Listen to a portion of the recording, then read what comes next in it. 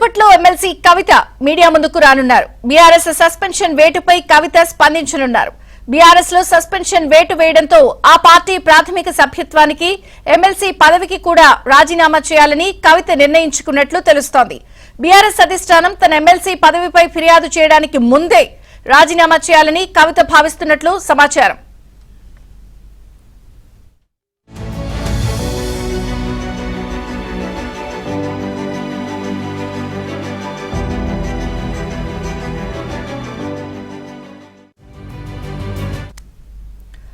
BRS తో పూర్తిగా తెగదెంపులు చేసుకోవాలని, తానే కొత్త పార్టీ పెట్టాలని నిర్ణయించుకున్నట్లు తెలుస్తోంది.